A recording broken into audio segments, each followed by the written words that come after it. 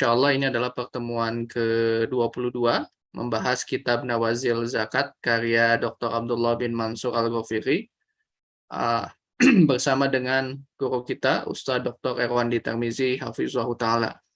Dan insyaallah kita sedang menunggu kehadiran Ustadz untuk bergabung. Kami sampaikan bahwa sesuai dengan hasil polling pekan lalu, bahwa insyaallah kitab akan dibacakan dan dibahas langsung oleh Ustadz dan oleh Ustadz Dr. Erwandi, dan kemudian Ustadz Fadli insyaallah akan bertindak selaku moderator untuk memastikan diskusi atau kajian kitab zakat tersebut dapat berlangsung lebih interaktif dan lebih manfaat bagi kita semua insyaallah. Dan kami himbau juga kepada para peserta untuk senantiasa meluruskan niatnya mengikuti kajian ini karena Allah Ta'ala, dan terkait dengan tanya jawab sebagaimana yang telah disampaikan sebelumnya sesuai dengan tata tertib yang sudah disampaikan oleh panitia di grup WhatsApp insyaallah, bahwa ada dua metode tanya jawab yang dapat dilakukan. Yang pertama, langsung menginterupsi di saat Ustadz menjelaskan materi yang dimaksud, artinya pertanyaan terkait dengan materi yang sedang dibacakan. Sedangkan metode kedua, apabila pertanyaan terkait dengan kasus zakat dalam hal ini, di luar dari materi yang sedang dibahas atau yang sedang dibacakan, maka silakan para peserta dapat memposting, menchat lebih tepatnya kepada Saudara Iqbal, salah satu panitia di kajian zakat ini, insyaallah. Insyaallah kita sedang menunggu kehadiran Ustadz untuk bergabung. Semoga Allah Ta'ala mudahkan, insyaallah.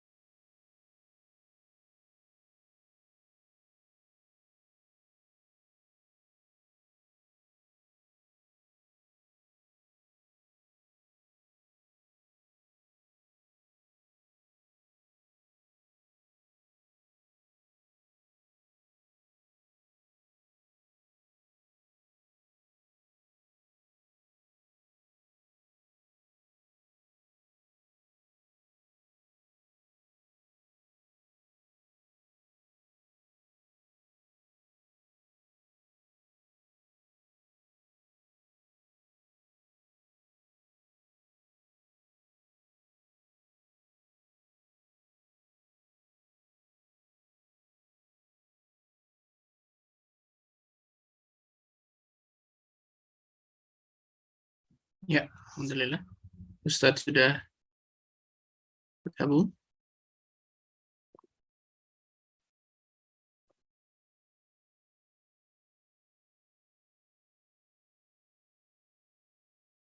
Ya. Assalamualaikum Ustadz.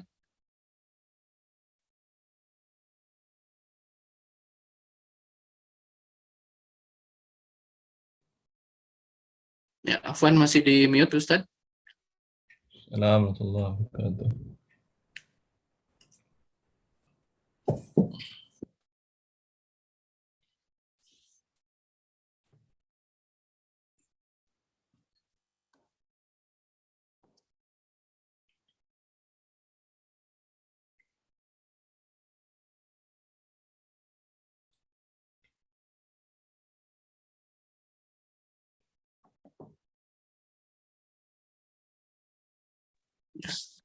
Assalamualaikum Ustadz. Assalamualaikum warahmatullahi. Alhamdulillah. Bagaimana kabarnya Ustadz? Alhamdulillah. Alhamdulillah, baik. Insyaallah para peserta sudah bersiap Ustadz, dan Ustadz Fadli pun sudah hadir. Dipersilakan untuk membuka kajian ini lebih lanjut.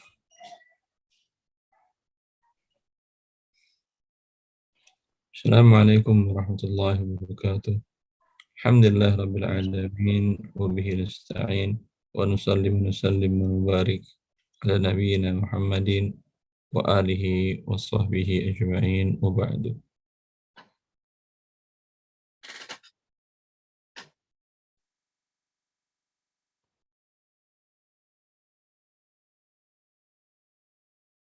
Tafadhal Fadli.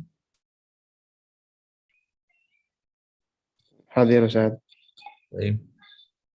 Ini atas permintaan teman-teman, karena pekan yang lalu saya membacakan sendiri dan menjelaskan sendiri, banyak yang lebih menyukai metode seperti itu.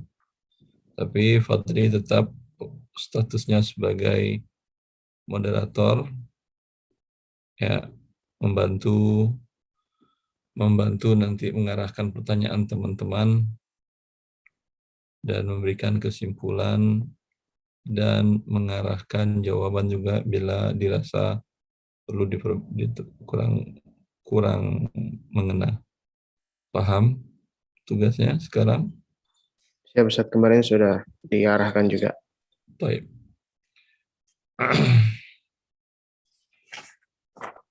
Sekarang kita masuk ke pembahas ketiga dengan matlab pertama, yaitu tentang zakat uang kertas. Zakat al-awraq an-naqdiyah ada dua pembahasan, al-matlabul awal haqiqatul waraq an-naqdi, al-matlab tsani nisabul waraq an-naqdi. Hakikat atau pengertian tentang uang kertas. Yang matlab kedua, subbahasan kedua, nisab uang kertas berapa. Haqiqatu al-matlabul awal haqiqatu al-waraq an-naqdi. Matlab yang pertama, hakikat uang kertas. Tamhid. Kana an-nasu fi bidayat al-hayat al-bashariyah yatabadaluna al-ashya' bil muqayadah. Dahulu di awal kehidupan manusia, orang melakukan transaksi dengan menukarkan barang dengan barang atau dinamakan dengan barter. Summa taraku dzalika lima fihi min su'ubat. Kemudian hal itu ditinggalkan karena ada beberapa kesulitan-kesulitan yang tidak bisa diatasi dengan cara demikian. Waqtaru ba'da as-sila' litakuna athmanan li mu'zami uqudil mubadalah. Dan manusia memilih sebagian barang sebagai alat tukar untuk mayoritas akad-akad tukar menukar. Mimma tashtadul hajatu ilaiha kal mawadil ghizaiyah wal julud. Yaitu yang dijadikan sebagai alat tukar adalah barang-barang yang sangat dibutuhkan seperti bahan makanan pokok dan kulit. Kulit kebutuhan penting. Di masa dahulu iya kebutuhan penting. Mereka membuat perabotan rumah banyak menggunakan kulit. Ya, kalau sekarang plastik. Ya, mereka menggunakan alat wadah untuk pengangkat air dengan kulit. Itu tradisi hidup di padang pasir. Kalau di Indonesia dan menggunakan menggunakan kendi yang terbuat dari tanah liat, kemudian dibakar sehingga bisa menjadi wadah untuk tempat air. Wallahu a'lam. Ada lebih kurangnya. Kalau yang kendi, kalau Anda mengangkat dengan jarak jauh, ya, kemudian jatuh, pecah dan tumpah, tentu dari satu sisi tidak bagus. Kalau mereka membawa air menggunakan kulit dijahit pinggirnya, ya, sehingga membentuk seperti tabung air, dan itu ditutup, diikat di bagian atasnya sehingga air lebih susah untuk tumpah bila jatuh. Dan kemudian untuk dibawa pun lebih nyaman menggunakan kulit itu karena dia membentuk tubuh. Anda taruh di belakang dia enak dibawa. Berbeda kalau kendi Anda taruh di belakang, Anda taruh di depan, ya, beda-beda fungsinya. Maka dan barang dagangan Quraisy ke Yaman dan ke Syam itu adalah kulit udum. Mereka bawa kulit karena kulit yang banyak di daerah gurun di Mekah. Hewan-hewan banyak, hewan ternak. Kalau untuk jalan naik melewati Mekah ke Madinah, di pinggir kanan kiri di gurun-gurun itu akan Anda lihat segerombolan hewan, ya, digembalakan oleh seorang penggembala. Ada mungkin 100 kambing, 200 kambing sekali gerombolan. Itu bahan yang mereka bawa. Ya. Ini juga mereka jadikan sebagai alat tukar. Suman sarafu an dzalika li hajati halin naqal. Kemudian mereka meninggalkannya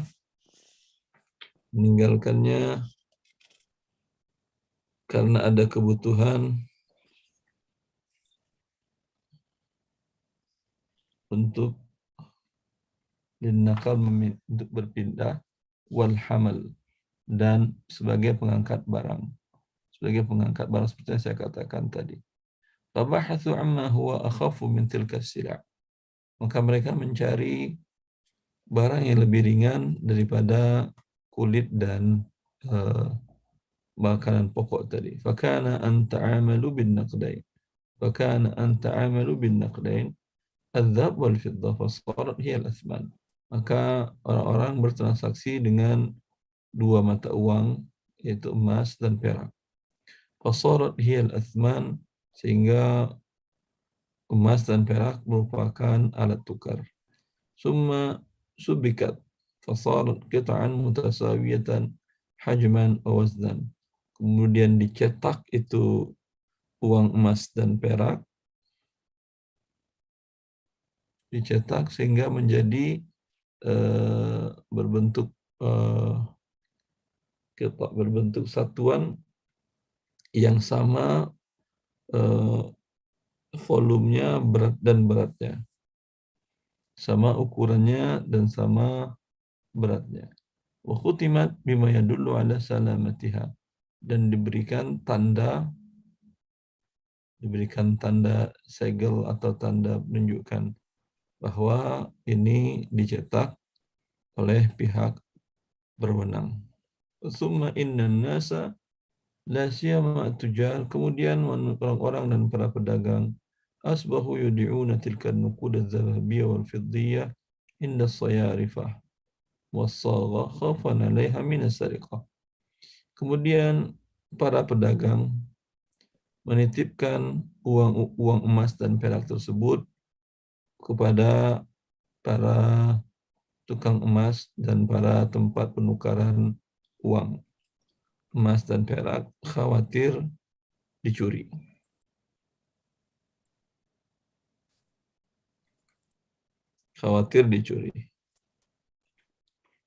Ya. Sebetulnya bukan khawatir dicuri, khawatir hilang juga. Karena mereka dahulu melakukan perjalanan perniagaan dari Mekah ke Syam, dari Mekah ke Yaman. Itu di masa sahabat Nabi Abdullah Zubair bin Al-Awwam. Abdullah bin Zubair bin Al-Awwam, beliau memiliki banyak hutang. Hutang dari mana? Orang-orang, para pedagang menitipkan uang kepada beliau. Diriwayatkan dalam Bukhari, maka dititipkan kepada beliau, dan beliau punya anak di Yaman dan di Syam. Beliau tuliskan di atas kulit, mengatakan di situ tulisannya itu, bila datang orang ini, berikan kepadanya emas sekian dinar atau sekian dirham.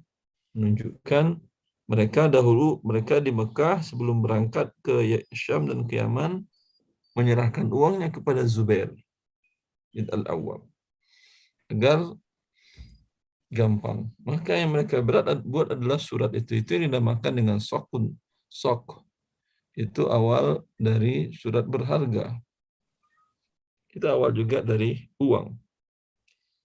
Itu yang dilakukan untuk memudahkan. Wa ya'khuduna wasaiqa wa isalat biidaiha. Lalu para pedagang yang menitipkan emasnya kepada orang yang ada di kota asalnya itu, mereka mengambil bukti penyerahan emas ya atau bukti penitipannya. فلما ازدادت ثقة الناس بهؤلاء الصيار فصارت هذه الإصالات تستعمل في دفع الثمن عند المبايعات. Maka tatkala orang-orang manusia menjadi percaya dengan beberapa bukti penitipan tadi, ya, maka langsung saja itu yang digunakan sebagai alat pembayaran. Tidak perlu dia tukarkan dengan emas dulu di Yaman kepada Urwah dan Abdullah bin Zubair, anak-anaknya Zubair. Langsung aja mereka bayarkan kepada para pedagang, kepada para pembeli atau pedagang yang ada di Yaman dan Syam, lalu nanti mereka yang menukarkannya kepada emas, dengan emas kepada Urwah atau kepada Abdullah bin Zubair.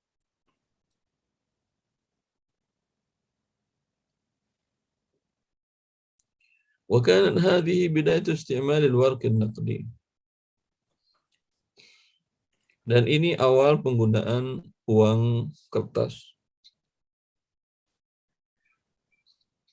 Falam takun laha suratun rasmiyah. Tidak ada bentuk yang resmi. Ya. Wala berarti kalau sejarah uang ya dimulai dari sahabat Nabi, sudah dari Zubair dan Awam. Ya. Tapi tidak ada bentuk resmi. Hanya mereka percaya dengan Zubair dan tidak ada juga kekuatan dari sultan yang mengharuskan orang-orang untuk menerima surat tersebut. ثم لما كثر تداول تلك الإيصالات تطورت تلك الأوراق إلى صورة رسمية تسمى بالبنكنوت. Kemudian ketika sudah banyak peredaran surat-surat tersebut, ya, sehingga berkembang bahwa surat-surat itu berubah menjadi bentuk resmi dinamakan dengan banknote. Wa kanat mughattatan bidzahabi ghita'an kamilan. Dan banknote tersebut ada di cover dengan emas, covernya penuh. Ya. Kemudian itu diambil alih pembuatannya oleh negara, oleh sultan. Di seluruh negara, dolar yang pertama $1, antum punya, ada teman-teman yang punya gambar dolar pertama terbitkan dolar Amerika? Ada? Saya pernah lihat fotonya di buku Profesor Dr. Lafiq Yunus Al-Misri. Itu buku tentang sejarah uang dalam Islam. Sejarah uang dalam An-Nuqud fil Islam. Sejarah uang dalam Islam. Itu ada fotonya. Tertulis di lembaran $1 itu, bunyi tulisannya dalam bahasa Inggris, kalau bahasa Indonesia-kannya, bahwa uang $1 ini bisa ditukarkan, ada emas yang bisa ditukarkan dengan uang ini di setiap bank-bank pemerintahan. Sehingga orang percaya. Siapa yang mau percaya? Dia punya uang, dia punya emas, atau dapatnya kertas. Ya. Tapi ketika ada tulisan itu, dia percaya. Memang tertulis bisa diganti tukar dengan emas. Saya tukar emas, di cover dengan emas.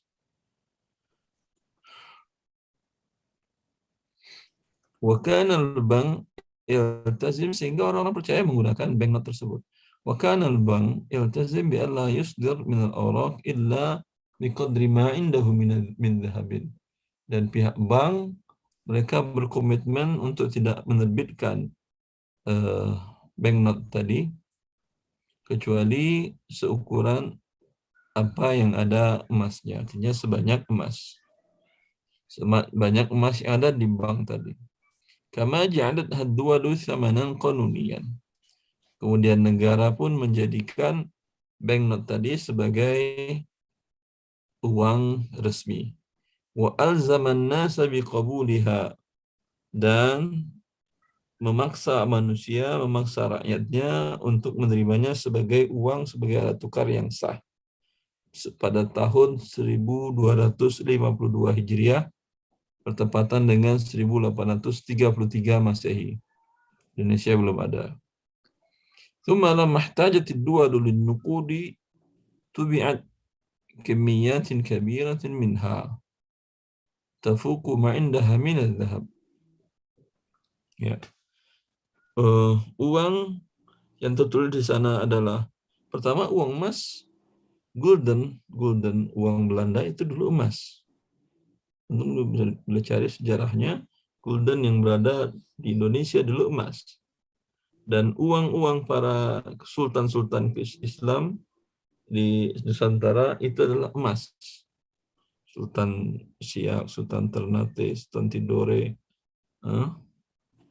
Sultan mana lagi? Seluruh kesultanan itu uangnya emas. Uang mereka adalah emas. Dan rupiah pertama dicetak juga berbentuk emas. 1 rupiah itu dulu emas. 1 rupiah itu emas.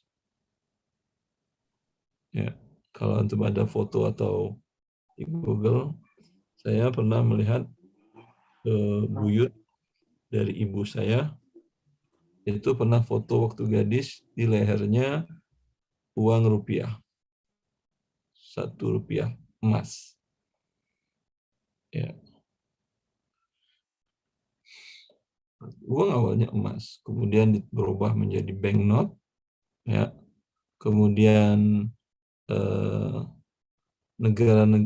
negara-negara itu butuh dana besar Perang Dunia Pertama,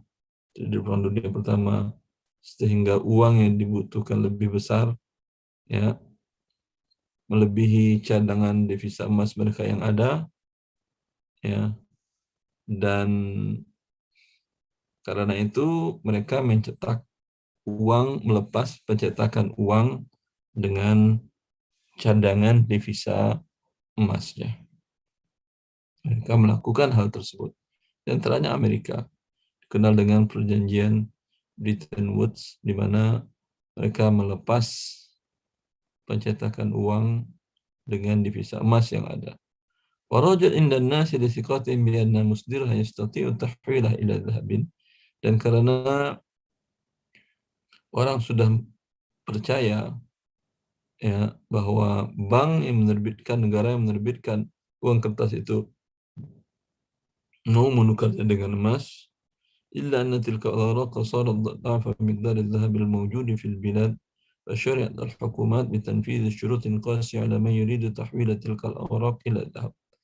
Tapi ketika ada perjanjian Bretton Woods tersebut, ya, dan di mana uang kertas dicetak lebih daripada emas yang ada, tidak diikat sesuai dengan hal tersebut, ya, dan orang sudah percaya, ya, maka sebagian pemerintahan membuat aturan yang ketat bahwa tidak bisa lagi uang kertas ditukar dengan emas di bank-bank. Tidak bisa ditarik emas, kecuali kalau beli emas ya silakan aja. Tapi menukarnya, bawa uangnya ke bank untuk diambil emas, tidak bisa lagi. Ya. Wafi sana 1325 بعد هجرة النبي الموافق سنة 1931 منعت حكومة بريطانيا من تحويل الأوراق إلى الذهب إطلاقا. وألزمت الناس بقبول تلك الأوراق بديلا للذهب.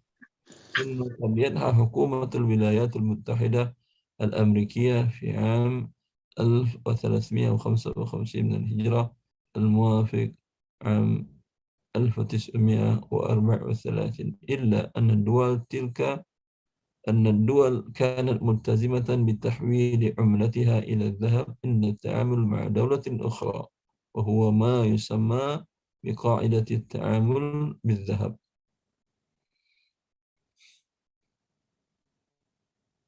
Pada tahun 1325 Hijriah, bertepatan dengan tahun 1931 Masehi, pemerintahan Britania Inggris melarang menukarkan uang kertas kepada emas, dilarang secara mutlak, dan memaksa rakyat untuk menerima kertas-kertas tersebut sebagai ganti dari emas.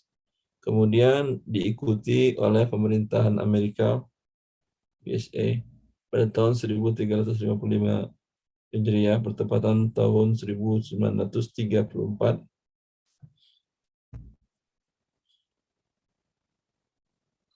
Ini kayaknya salah. Antum tahu salahnya di mana? Itu Inggris 1325 Masehi Hijriahnya, Masehinya 1931. Amerika 1355. Kalau Masehi Hijriahnya cuma beda 3 tahun kan ya? Oh ya, betul. Oh iya, betul. Hah? Hijriahnya 3 tahun. 55 dengan 25 berapa tahun bedanya? 25 tahun. 25 tahun atau 30 tahun? 30 tahun.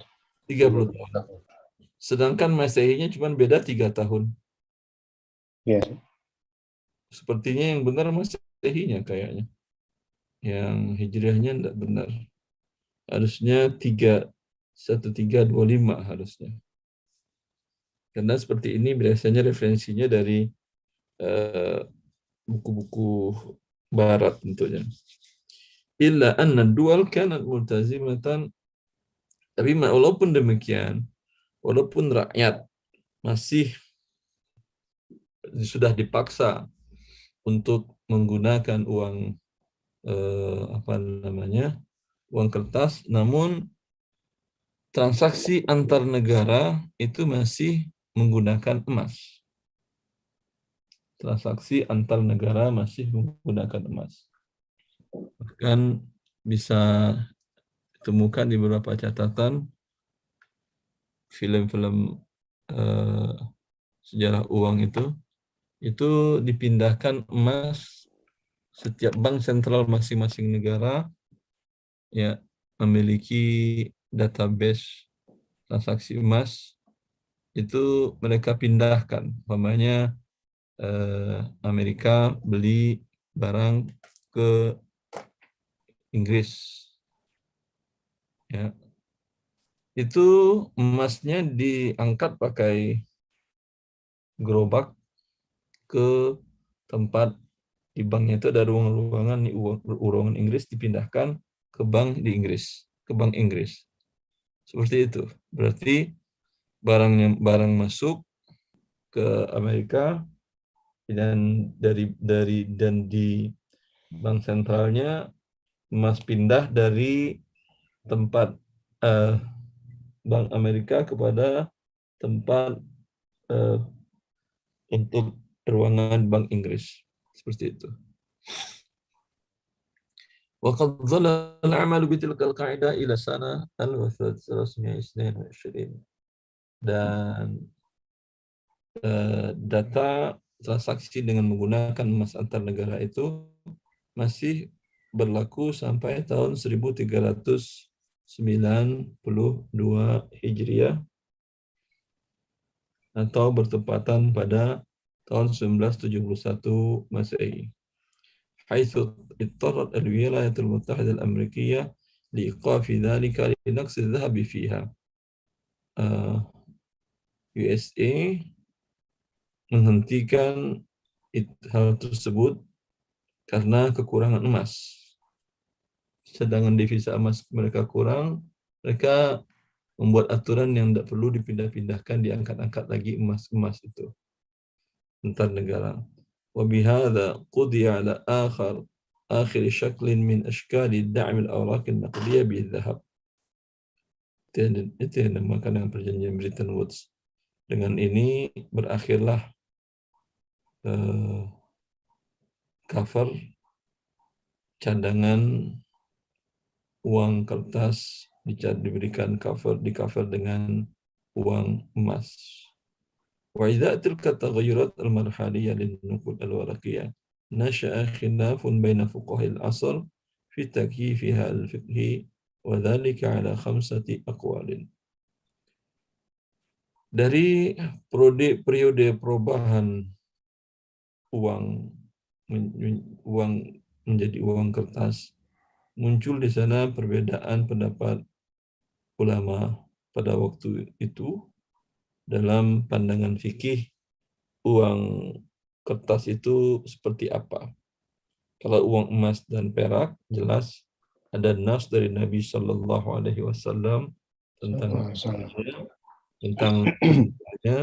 dan tentang ada kewajiban zakatnya.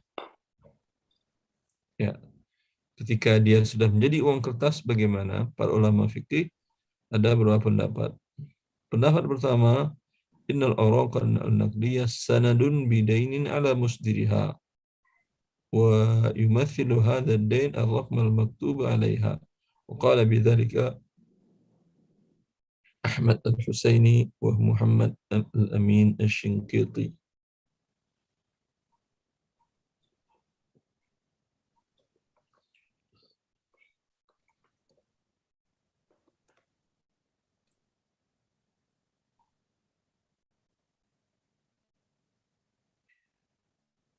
Ya. Pendapat pertama bahwa uang kertas adalah sanad. Apa sanad itu?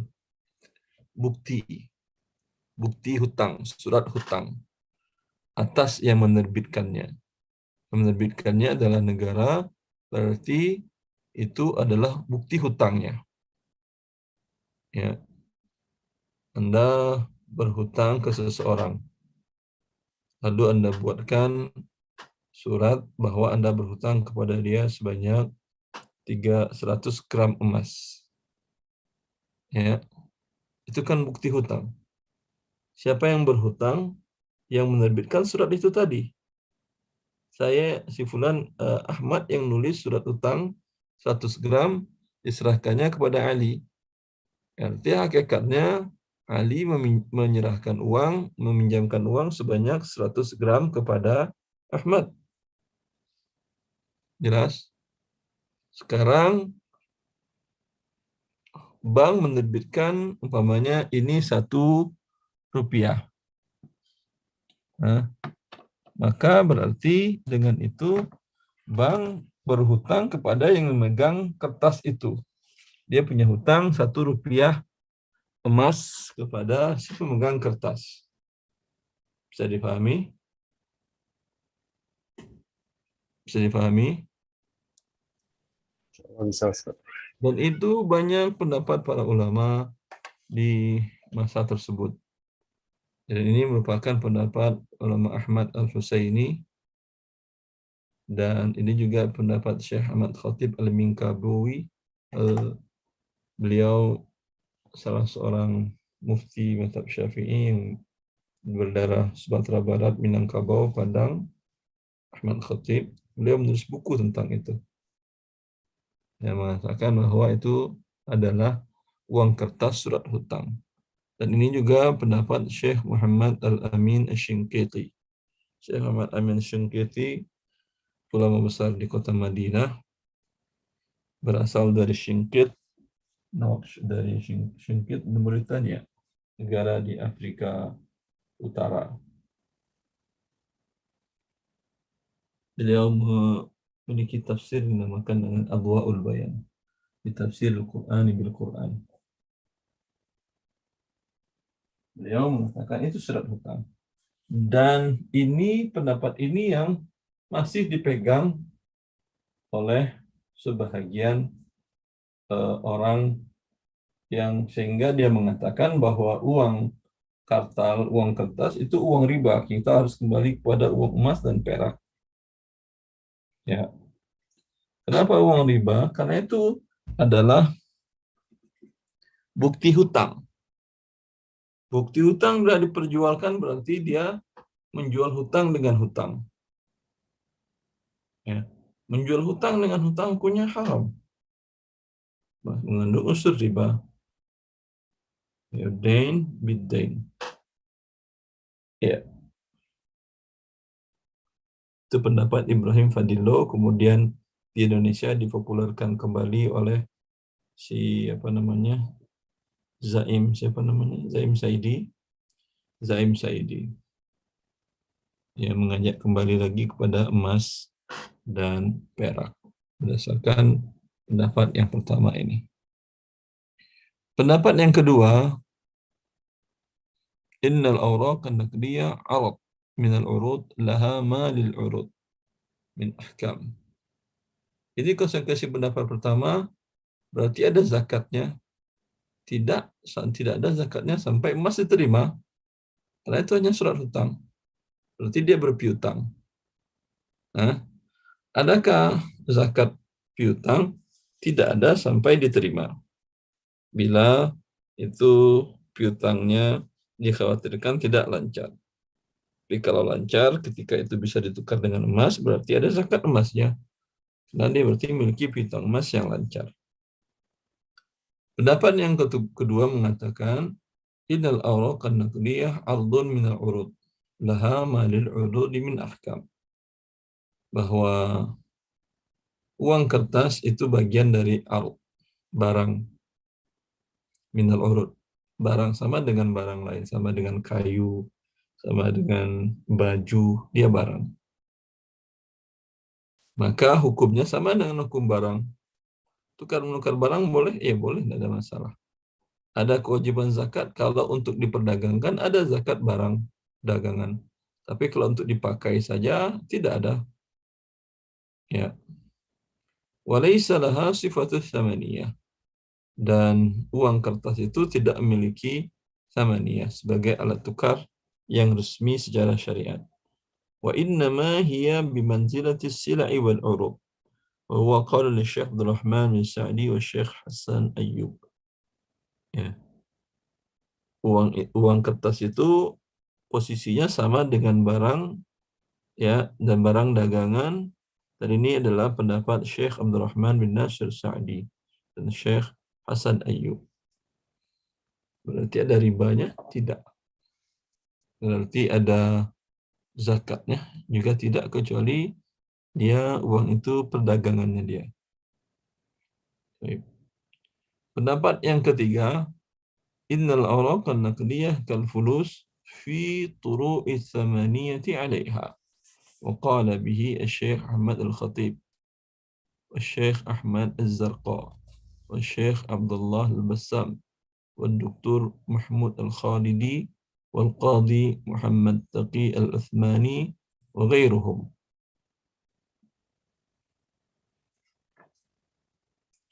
Pendapat yang ketiga mengatakan bahwa uang kertas sama dengan fulus pada terbitnya nilai uang pada uang kertas tersebut.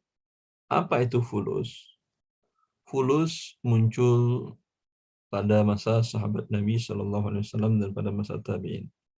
Uang ketiga selain emas dan perak terbuat dari tembaga. Itu namanya fulus. Kalau Anda kedain emas dan perak. Kenapa muncul uang dibuat dari tembaga ini? Ya, untuk sebagai alat tukar barang yang murah. Anda beli umpamanya 1/4 kilo kurma. Masa bayarnya dengan 4 gram emas? Nggak cocok lah. Atau 1 dirham, ya tidak cocok. Yang cocok penyeimbangnya yang lebih kecil. dibuat dari tembaga untuk recehan. Makanya uang tembaga itu tidak diterima di banyak negara kaum muslimin. Tidak semua negara kaum muslimin mau menerima pembelian barang dengan uang tembaga tadi. Tapi kalau uang emas dan perak, dimanapun di negara kaum muslimin, bahkan dari negara kafir pun, ya, mereka menerimanya sebagai alat tukar. Ini pendapat Syekh Ahmad Khatib dan Syekh Ahmad Az-Zarqa dan Syekh Abdullah Al-Bassam, Syekh Abdullah Al-Bassam, Syekh Ahmad Khatib yang tadi yang saya ceritakan, Syekh Ahmad Az-Zarqa, ulama Mesir, ya, beliau punya kitab Qawaid Fiqhiyah. Kemudian Syekh Abdullah Al-Bassam, ma'ruf, murid dari Syekh Nasir Sa'di, dan murid Syekh Sa'di, Syekh Abdullah Al-Bassam dan Syekh Shalih Al-Utsaimin rahimahumullah, ulama al-muslimin. Dan Dr. Mahmud Al-Khalidi dan Qadi Mahmud Taqi Al-Utsmani, ulama dari Pakistan, Mahmud Taqi Al-Utsmani wa ghairuhum, dan selain mereka. Al-Qaulur Rabi', kalau mereka mengatakan apa konsekuensinya, dalam mazhab Syafi'i uang fulus tidak ada kewajiban zakat kecuali dia dijadikan sebagai alat tukar, berarti sebagai barang dagangan. Karena dia barang. Apa maksudnya sebagai barang dagangan? Ya, kalau dia berarti sebagai money changer, saraf, terima tukar menukar jual beli uang fulus. Tidak ada kewajiban zakat karena dia bukan emas dan perak. Kalau diperdagangkan terkena zakat perniagaan. Ya. Al-qaul rabi', pendapat yang keempat. Al-awraq an-naqdiyah badalun 'anil dhahabi wal fiddah taqumu maqamaha wa huwa qaul Syekh Abdul Razzaq Afifi.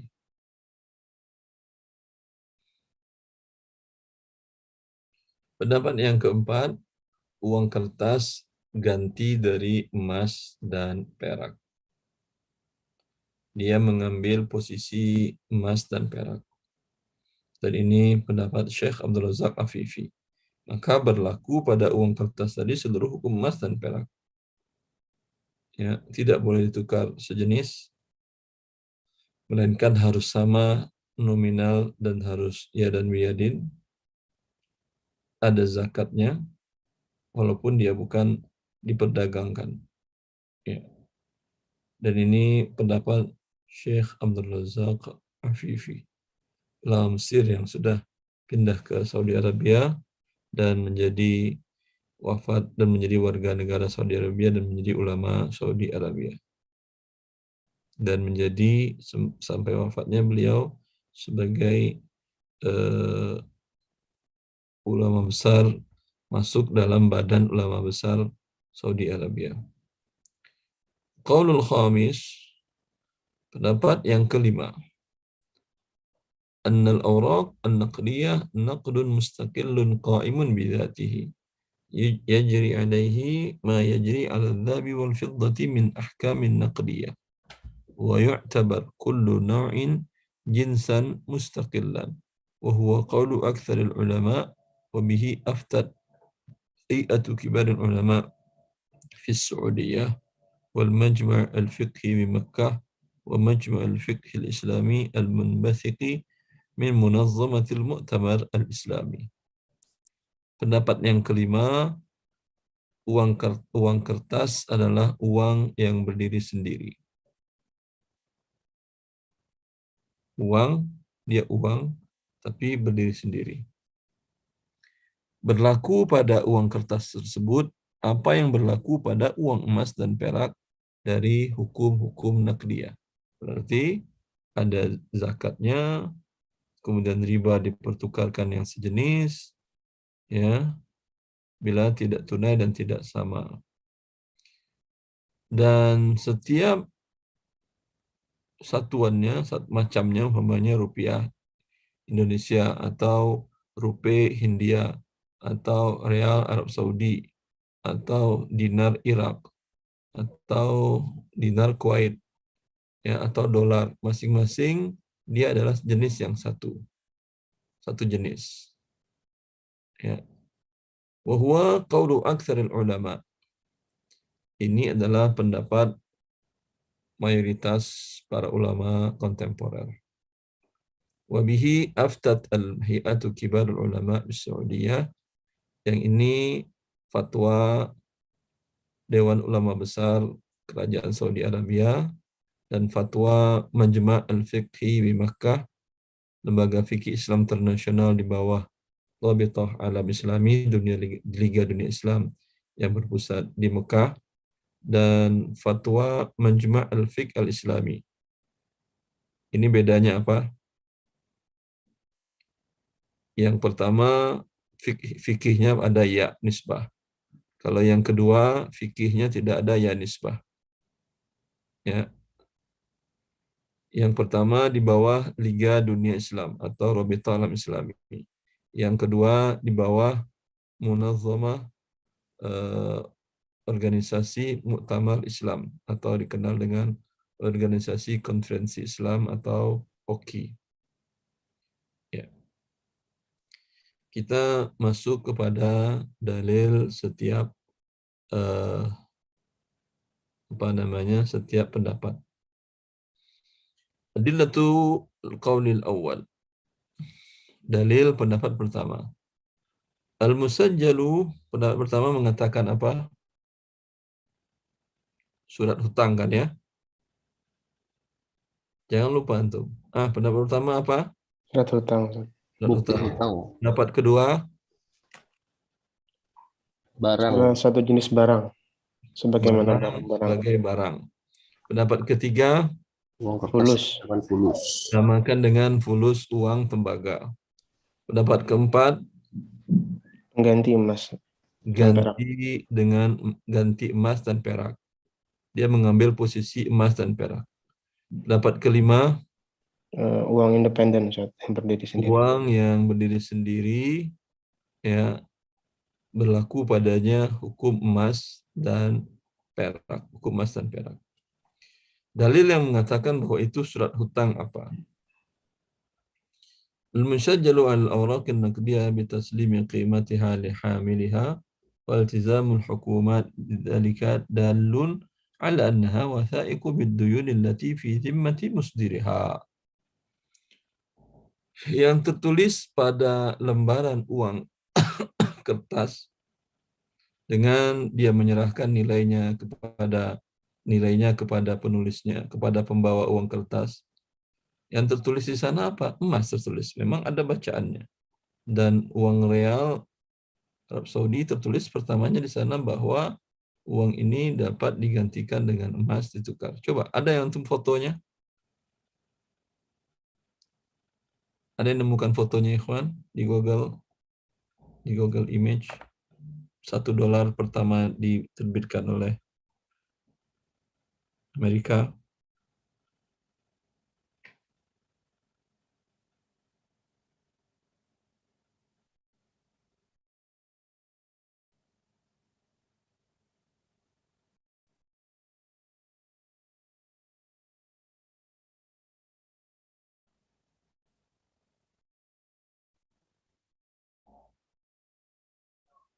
Ada antum ketemu untuk memastikan apa yang saya katakan tadi. Ada yang ketemu antum? $1 pertama.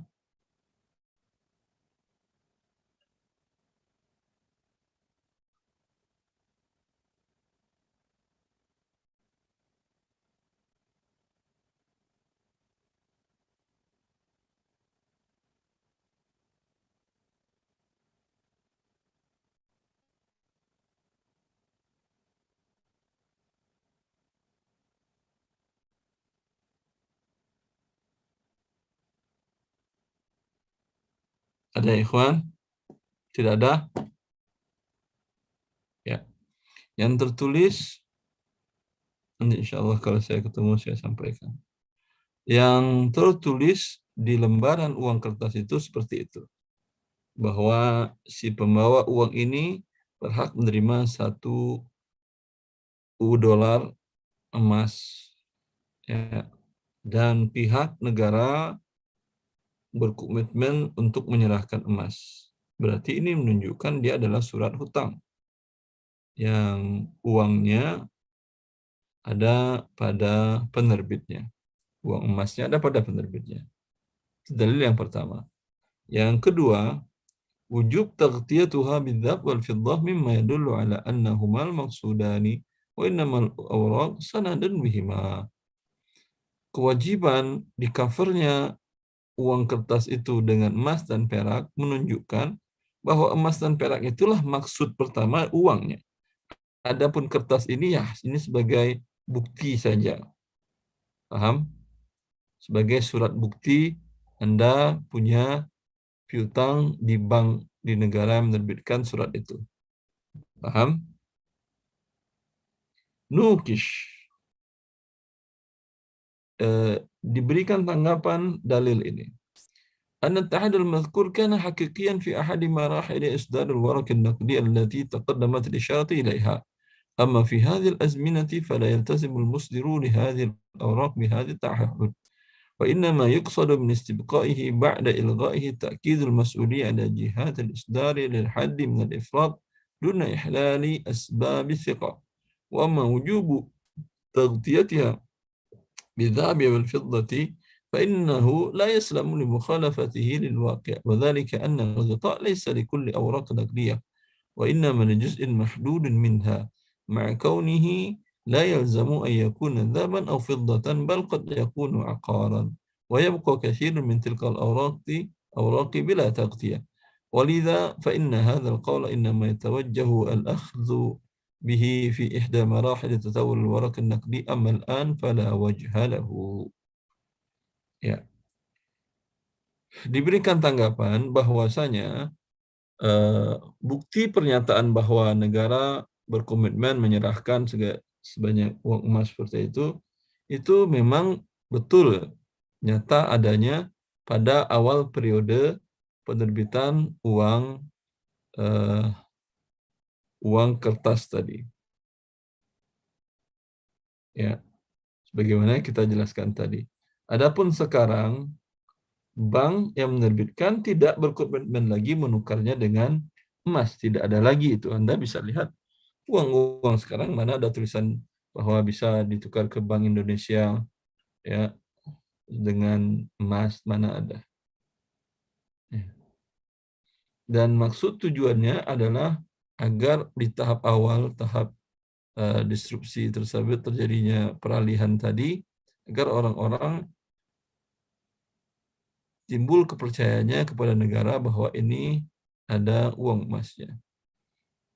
Dan keharusan bahwa uang dicetak, uang kertas dicetak, di cover dengan emas dan perak itu tidak ada lagi sekarang. Ya. Negara yang menerbitkan uang kertas tidak harus lagi ada cadangan devisa emas dan peraknya. Bahkan cadangannya adalah ya ada yang berbentuk properti, berbentuk kekuatan ekonominya, ya. Maka pendapat itu pendapat yang sudah ditinggalkan, tidak sesuai dengan kondisinya. Ini biasa aja seperti ini, ikhwan, dalam masalah fikih. Ya, masalah fikih dia sifatnya dinamis, berubah kondisinya, berubah hukumnya. Ya. Apakah berarti syariat berubah-ubah? Syariat tidak berubah-ubah. Hukum syariat tetap, tetapi yang berubah adalah yang dihukuminya dan diberikan hukum kepada kasus tersebut.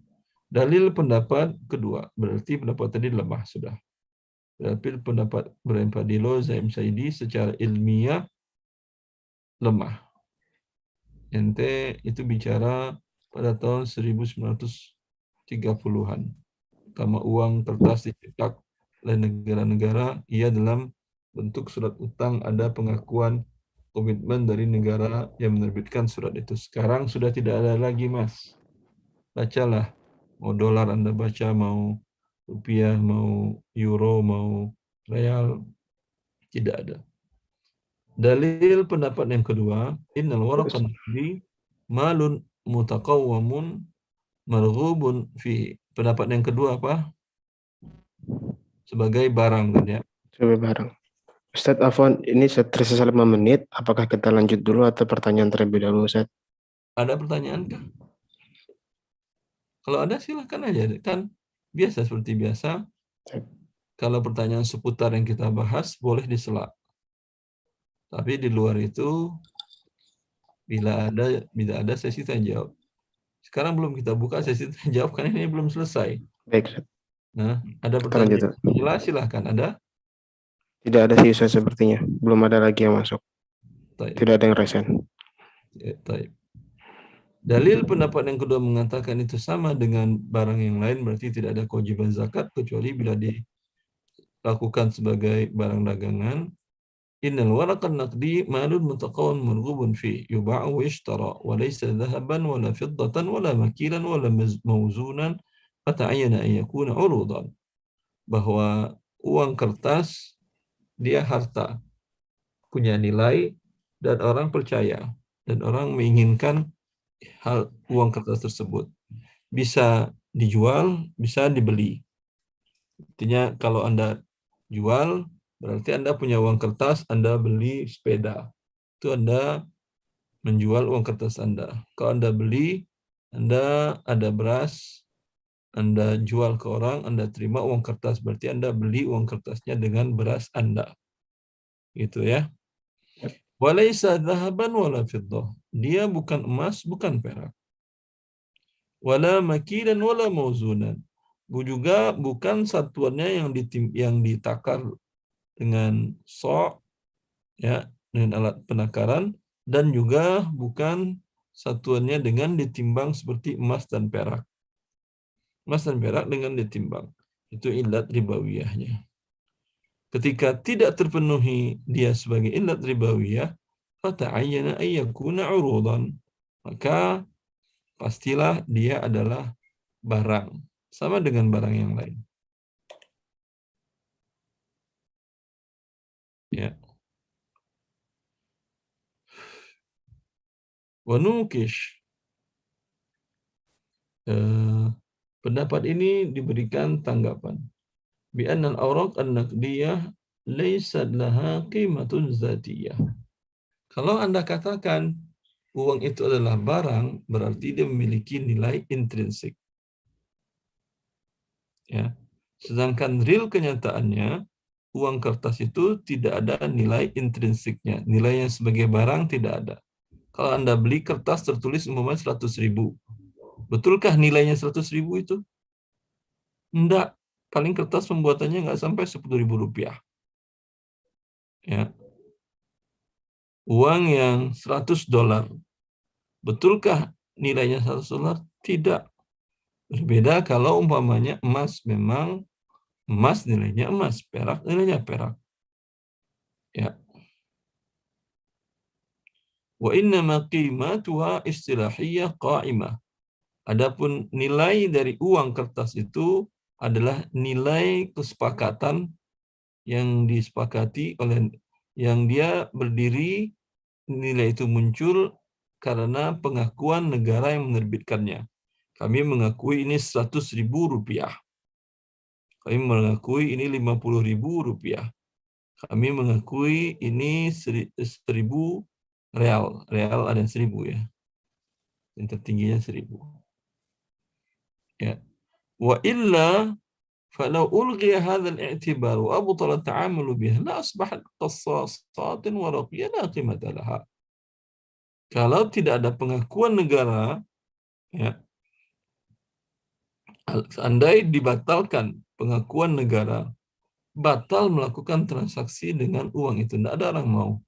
Dijadikan dia uang kuno yang tidak berlaku lagi. Kemarin harganya dengan 100.000 bisa beli 10 nasi bungkus. Hari ini dibatalkan oleh negara sebagai uang resmi 100.000 tadi. Nah, Anda beli setengah bungkus pun si penjual nasinya tidak mau. udahlah gratisin aja Pak, katanya. Kepada Bapak kelaparan karena uang kertas Bapak nggak ada gunanya. Ya. Tapi kalau emas, mau ada negara Anda, tidak ada negara Anda, orang mau jual tanahnya dengan emas Anda sekilo. Ya. Sehingga uang kertas menjadi potongan kertas yang tidak ada nilainya. Ya ada nilainya, nilai sejarahnya bagi orang-orang yang punya hobi sejarah-sejarahan atau koleksi-koleksian. Baik. Kita lanjut. Fadli.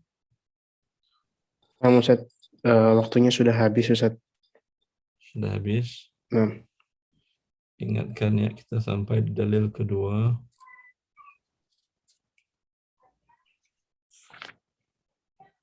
Ya, semoga bermanfaat.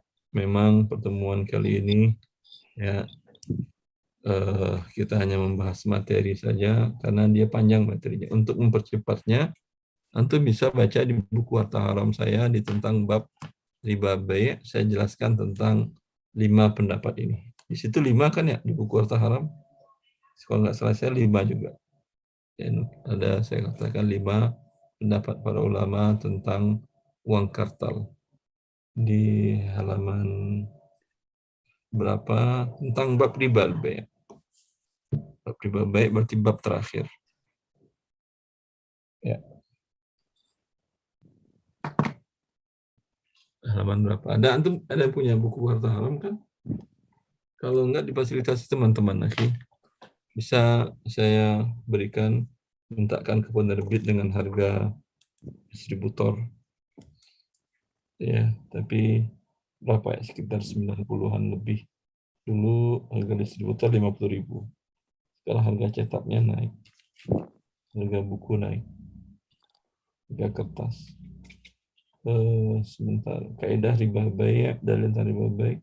Apakah cryptocurrency beberapa perdagangan logam emas di halaman cetakan 25 di halaman 574 sampai 590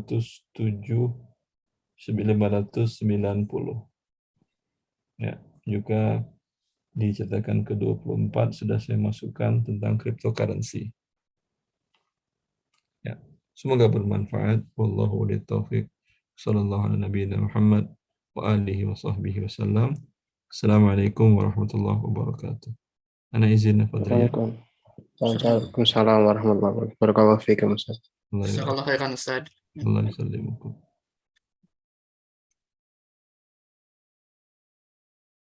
Baik. Ana ambil alih, Ustaz Fadli. Tafadhal. Baik. Jazakumullah khairan kepada Ustaz Dr. Herondi Tarmizi Hafizahullah dan Ustaz Fadli Hafizahullah atas waktu dan kesempatannya. Demikian para peserta sekalian untuk pertemuan kali ini. Alhamdulillah, insya Allah akan dilanjut di pertemuan berikutnya.